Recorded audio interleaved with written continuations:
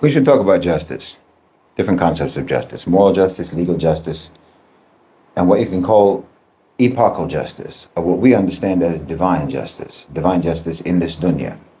Awakened mind can't be hypnotized. And once truth enters your consciousness, no algorithm can erase it. And that's why you are watching this video right now. You are watching this video right now because your spirit already rejected illusion. Now, so the most important thing is always going to be to try to be on the right side of divine justice. Because if you're not only putting yourself in debt, but you are potentially betraying your own descendants for generations to come. Because they will experience the rebalancing of what you and your people put out of balance. Please understand me. Allah subhanahu wa ta'ala warns us against a fitna, an affliction, a tribulation, a strife, or what have you, that will not only afflict those among us who do wrong, but will afflict everyone writ large. And that happens when the people do not immediately and urgently try to prevent each other from committing actions that put the balance of justice out of kilter. You have allowed the balance to become so imbalanced, so lopsided, so skewed. You have allowed even just a few of your people to do that, such that now everyone has to go through the rebalancing, even though they themselves did not commit the actions that caused the imbalance. You understand? So literally, if you care about your children, if you care about your grandchildren, then you have to do all that you possibly can do today, to make sure that your generation is just, to make sure that you do not bequeath to your offspring and to their offspring a debt of wrongdoing, a debt of imbalance, a debt of injustice that they will have to pay. Shahid Bolson in one video talked about the great rebalancing in America, saying that the great rebalancing has begun, or the rebalancing has begun. He talked about justice and everything surrounding, the white supremacists. Now, the empire that crowned itself that it is the guardian of freedom is being judged by the very freedom it denied others. And the great rebalancing has begun right now, and no army, no media, no money can stop it. That's the video I'm going to talk about today. Grand Rising family, kings and queens from Africa and across the ocean. Today, I welcome you and I speak with gratitude. I speak with fire and vision because this is what I do. Thank you so much for showing up, not just to watch a video, but to witness history in motion. Because what we are seeing right now in the United States of America is not merely politics or crisis. Okay, what we are seeing right now, it is a correction, and the great rebalancing that Shahid Bolson warned has begun. Okay, he said that power is shifting, and many laughed. But look now. Inflation rising, institution collapsing, people questioning everything from government to religion, and he said this about 1 year ago or 8 months ago, something like that. Now, before I continue with my video, I want you to watch this video of Shahid Bolson, and then we'll come back again and talk about this. And now, moral justice, or what I'm calling moral justice, is basically a sentiment. It's a feeling that we have, the feeling that you have when you suffer or when you witness what you perceive to be injustice, unfairness, harm or hurt or some kind of wrong. This originates in our fitrah. It's in our nature.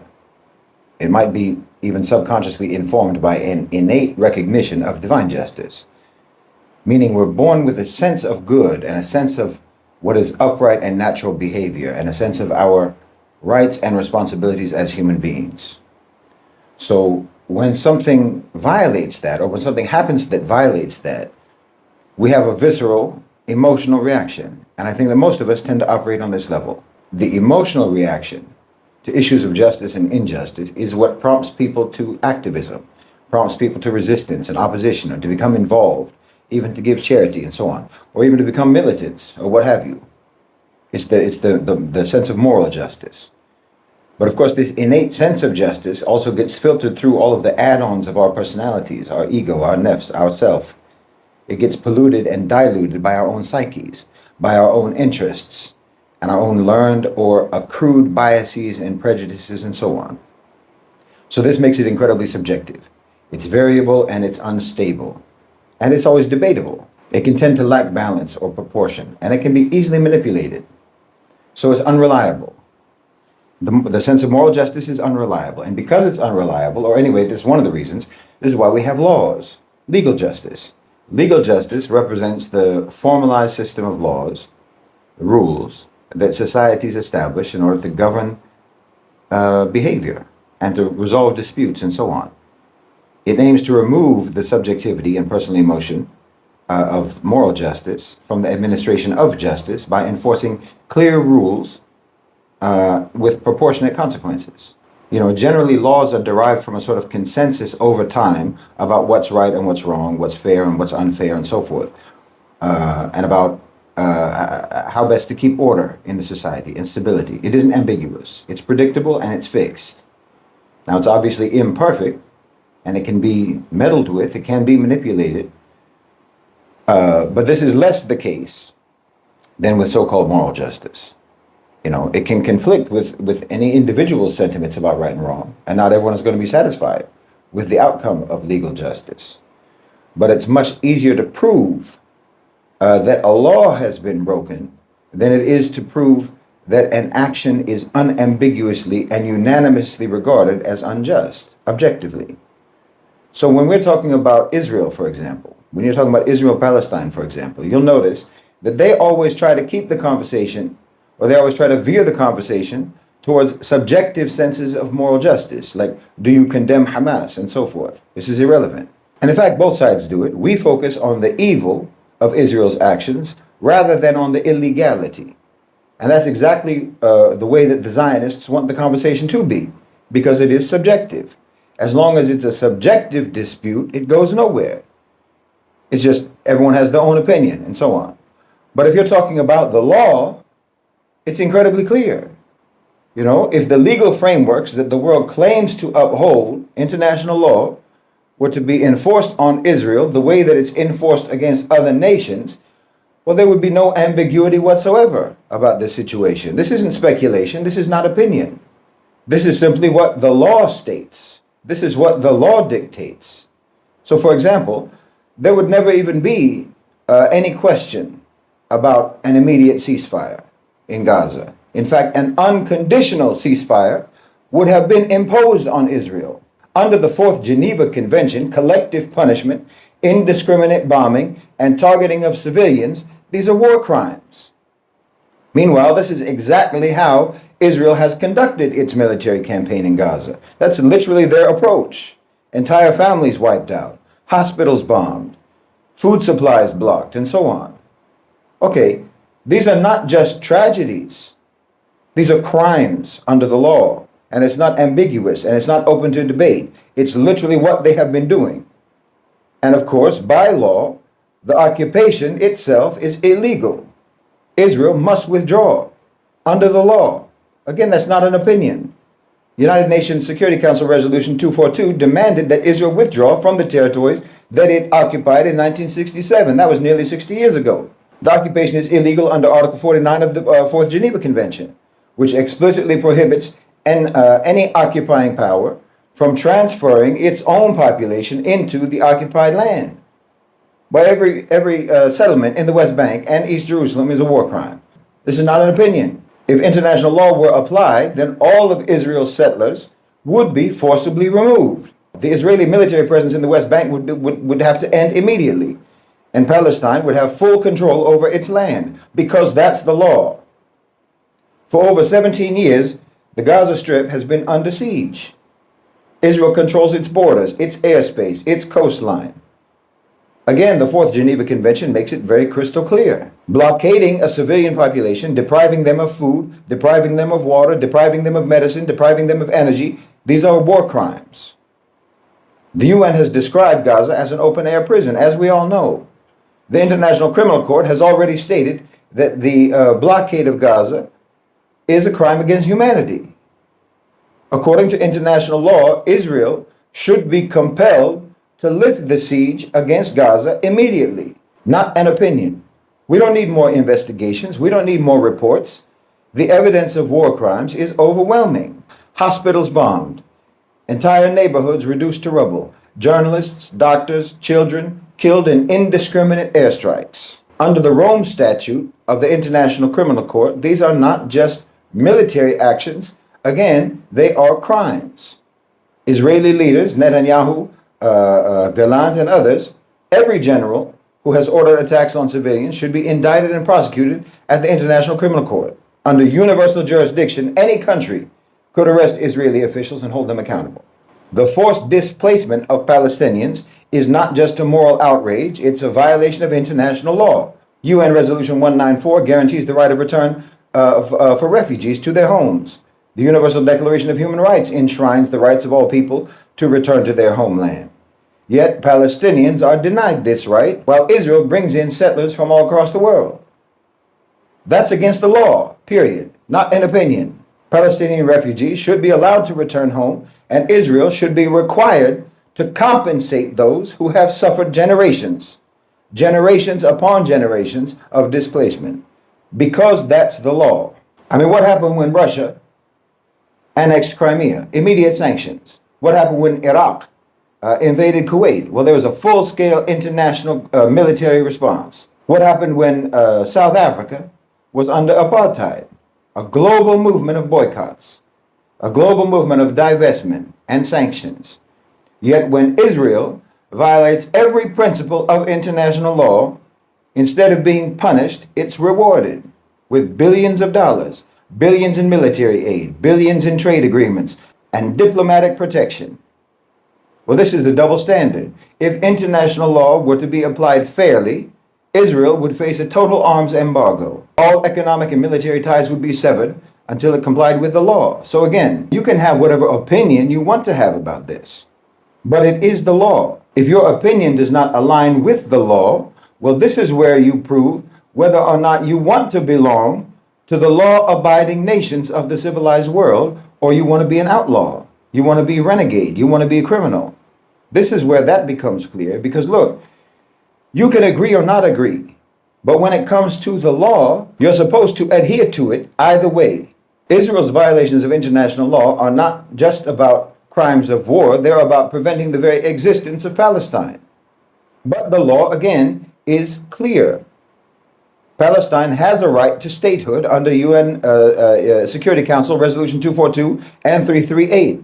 Palestine is entitled to sovereignty. Under the ICJ's ruling in 2004, Israel's wall in the West Bank is illegal and Palestinian land must be returned. These are not opinions. This is legal justice.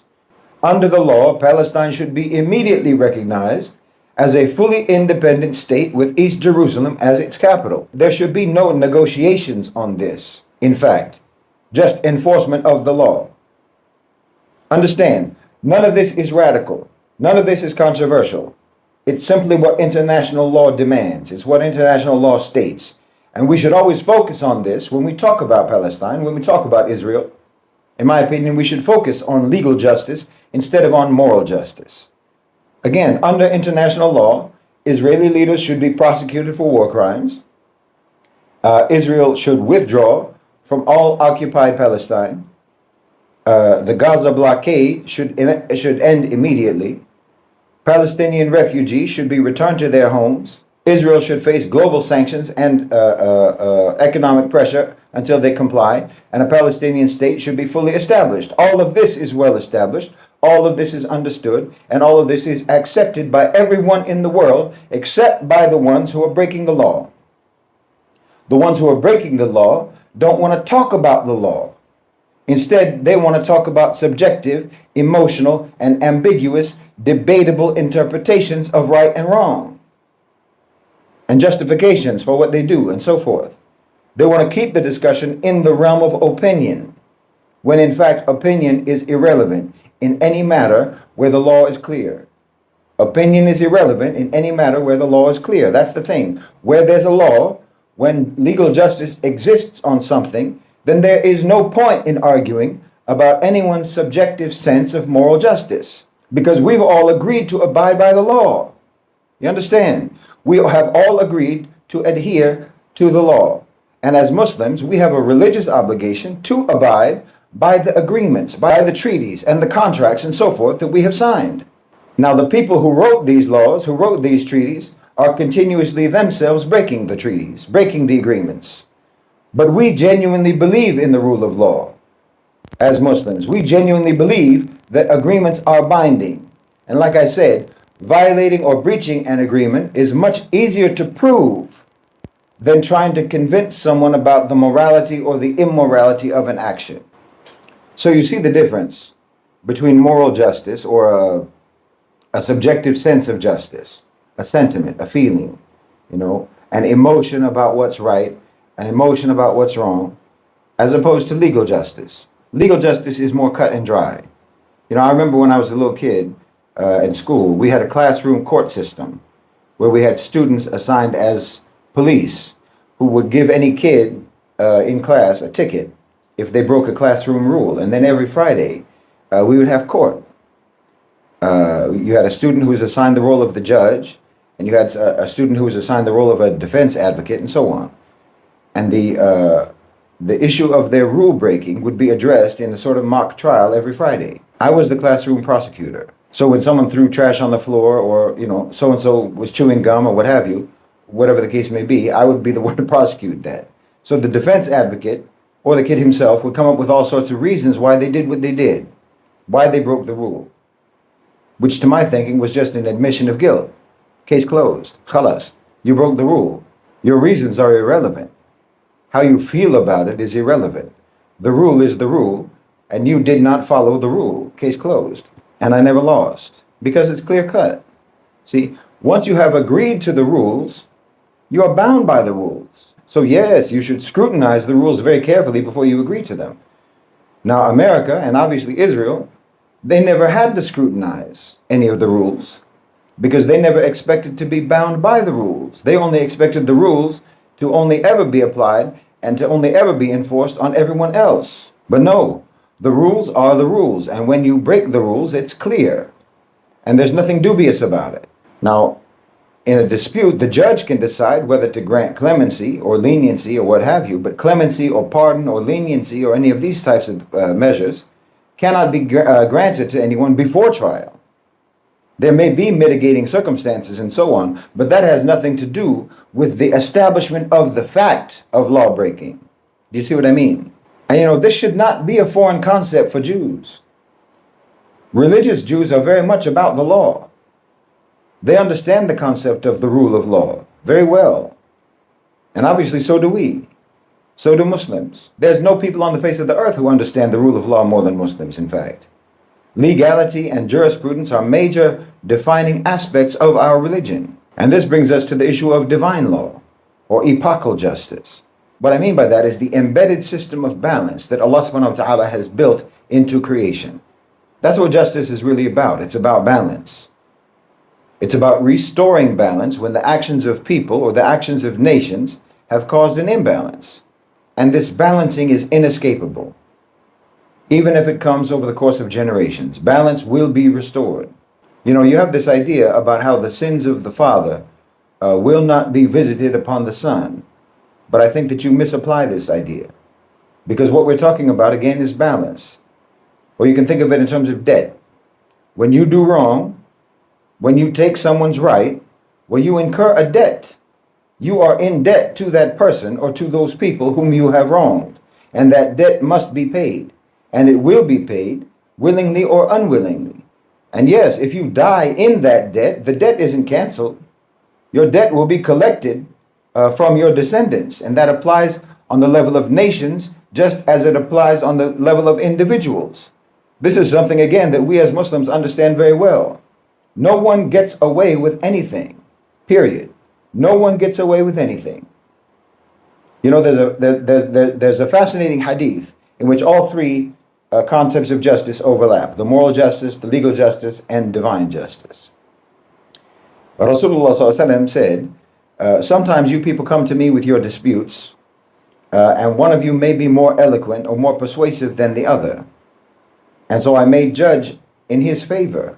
because of this, because of his eloquence, because his argumentation is so persuasive.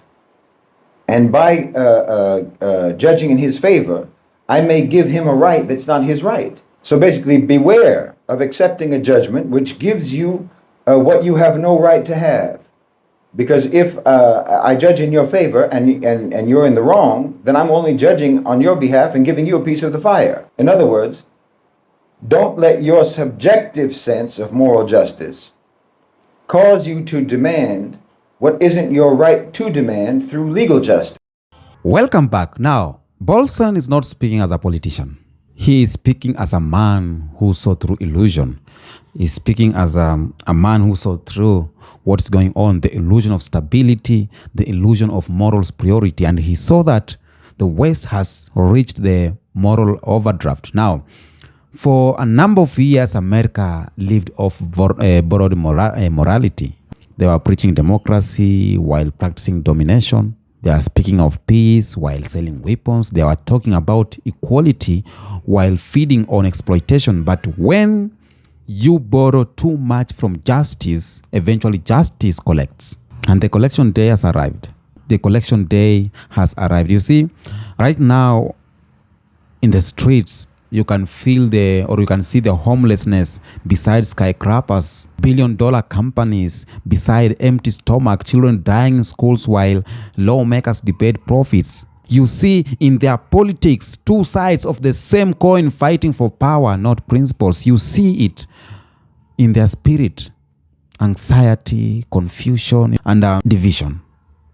Now, Bolson said that this is not chaos, this is correction, because before balance can return, illusion must fall. Now, the same America that told the world that how to live is struggling, survive its own contradictions. The same America, they told the world how to live. The rebalancing is not coming from bombs or revolutions.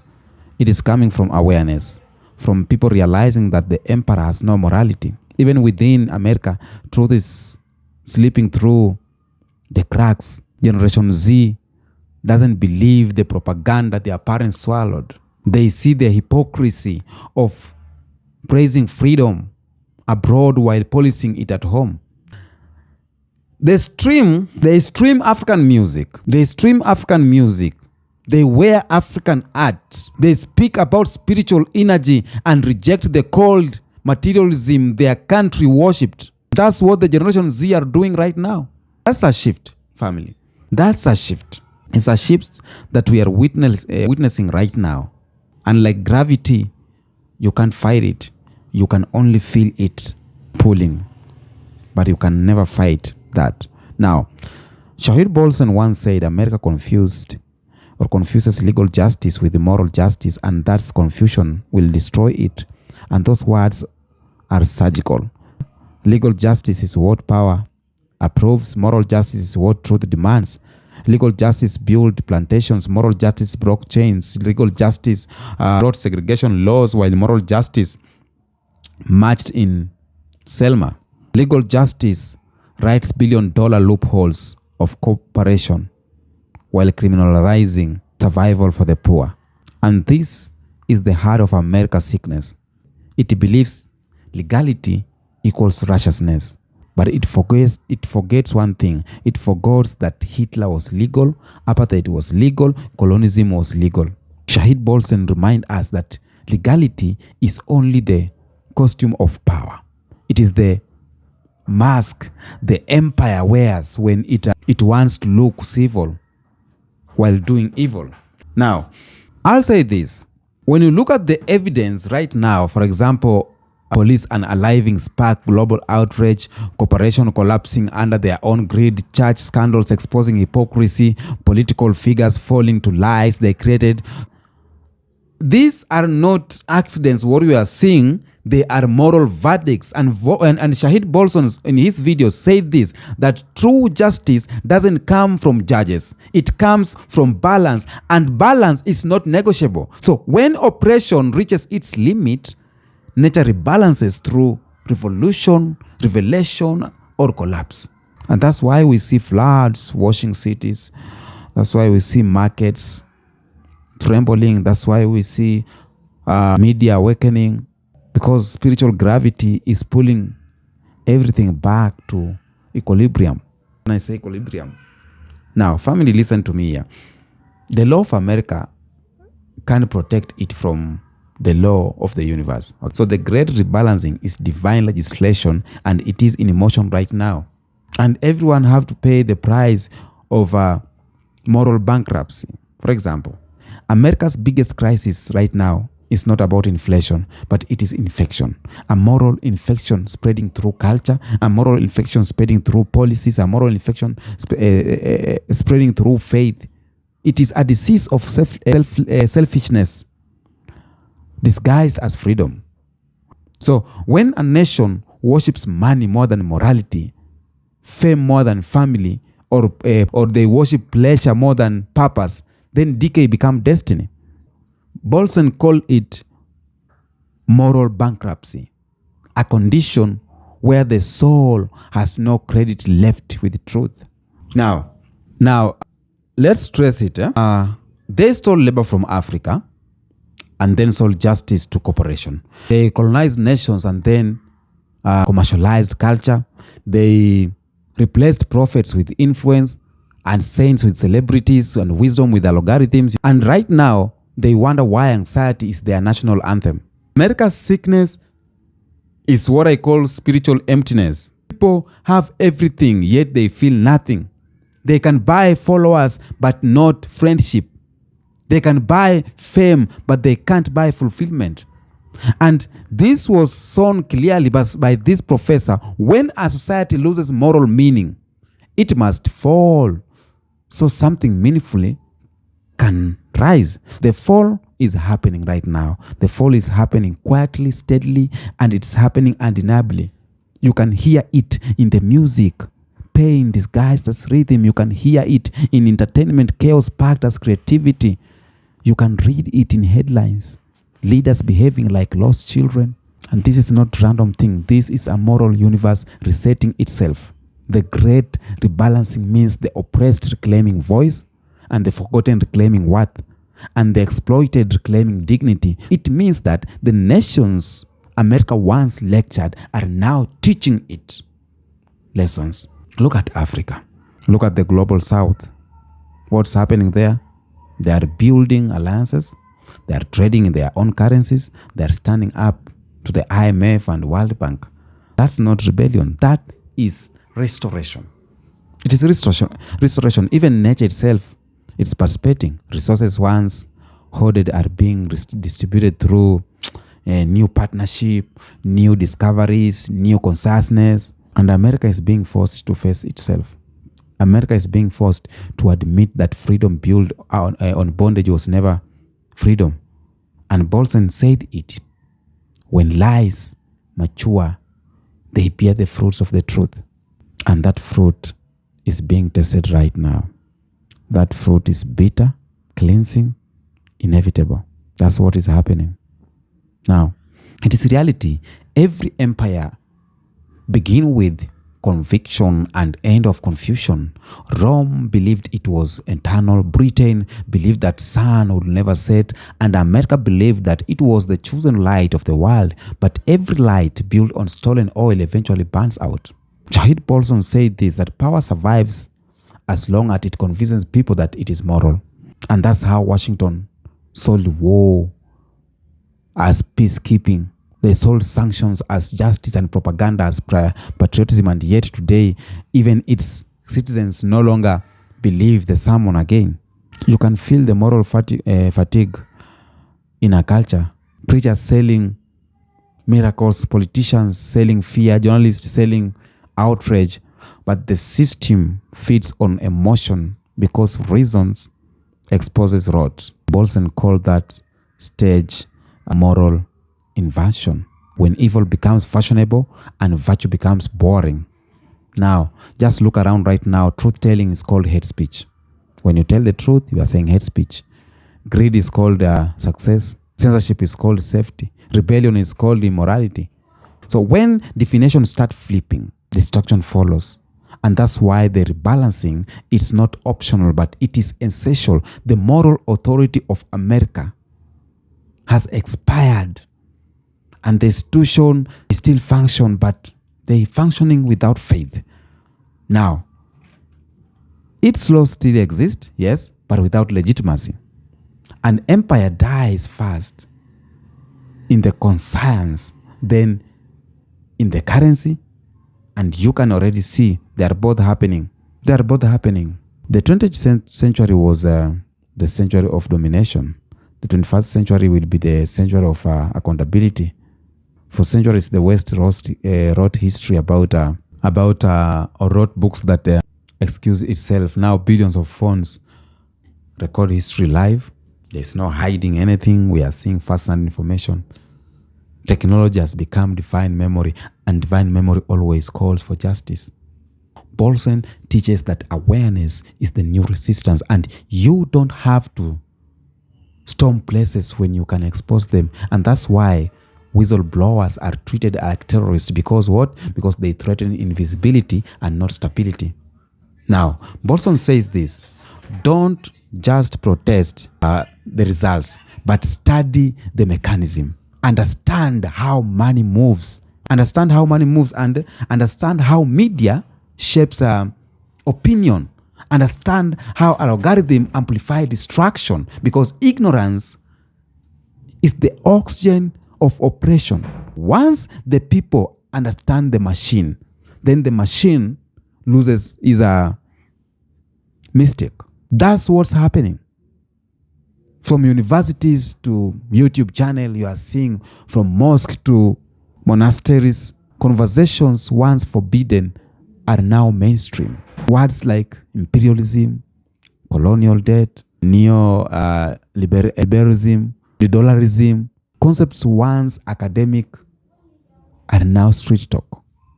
You are seeing it. That's the rebalancing of knowledge. Power once hidden in think tanks is leaking into living rooms right now. America fears that more than any missiles. Family, I'll say this. We are seeing what's happening in Africa and the global balancing right now. And that's where it's getting so much scared, because the story of America decline is inseparable from the story of Africa rise. The world wealth flowed out of Africa for centuries, and now energy, spiritual culture, intellectual is flowing back in Africa. Because you know what? Message resonates here because Africa understands rebalance better than anyone. We have lived through it. We felt it in chains, in colonialism, in currency control, but also we carry within us the blueprint of restoration. Across the continent, acquired confidence right now is belonging. Young engineers in Nairobi are coding Africa solution. Farmers in Ghana are rejecting NGOs or GMOs independence or dependency. Pan-African alliances building regional banks and satellites. Something is happening. This is the echo of Bolson. Power is shifting, and the shift is not hatred, it is healing. It is the natural swing of Africa, or a natural swing of justice, returning to the point of theft. Now, it is natural. And spiritually, Africa is the heart that never stopped beating, because our rhythm as Africans survived every whip. Our rhythm, our language are returning to classrooms. Our ancestors right now are being honored. There's a video I did yesterday where there's a white man who said that the great thinkers, the great black revolutionaries, they spoke a lot. And they were quoting, right now they are quoting quotes of what they said back then. When America trembles, don't panic. Okay? Don't panic, just pray, because balance returning to earth means Africa breathing again. And Bolson said this: rebalancing will not be an expansion. Rebalancing, it will be a recentering. And that's exactly what's happening. The world's axis of morality, creativity, and consciousness is rotating towards the mother continent right now. We may see media distractions and the war on our awareness, but it's not that much. They can't do anything to end this, because it is deeper than what they think. It is divine. It is divine, because ask yourself, why don't most Americans see this? Why don't they accept? It's because destruction is the empire's last weapon. Destruction. They distract black people, they distract Africans, they distract Caribbeans and Africans. This is a new game, and this game have been here for so long. So it's a game that we understand already. And that's why I'm saying it is the only weapon they are remaining with. Distraction. They flood you with news, cycles, celebrities, gossips, sports dramas, endless scrolling. Just look at right now, when you, as a Gen Z, when you go on TikTok, you are doing something important, but you will scroll, and you forget what you are doing. These are the distractions that we are saying. And one thing, I think that's the reason why DJT, Donald Trump, wanted to buy TikTok so bad, because to honor distraction, you need to distract, you need to own it so that you can feed it with the story that you need. When people stop, they'll do this. And when people stop reflecting, they start repeating. And repetition maintains power. But I'll say this, the awakening mind won't be patronized. Once truth enters your consciousness, no algorithm can erase it. And that's why you are watching this video right now.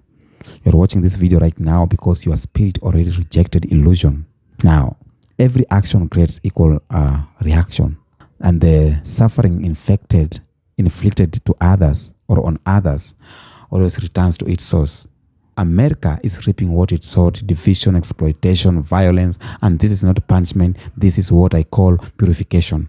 Bolson rebalancing is spiritual law correcting human law. It is the unseen force ensuring that the oppressed rise and the proud fall, and the truth becomes currency. Black America endurance, African awakening, global empathy, these are just signs that a divine order is taking back control. Right now, power is no longer measured by armies or dollars, but by alignment with truth. That's why the young are leaving their systems that no longer feed their souls, and they want purpose. They don't want this road propaganda. They want connection and control. That's why they are coming to Africa, because Bolson says that you will kill idea whose time has come. And this idea is justice, balance, and unity. It has arrived, and we are witnessing the birth of moral power.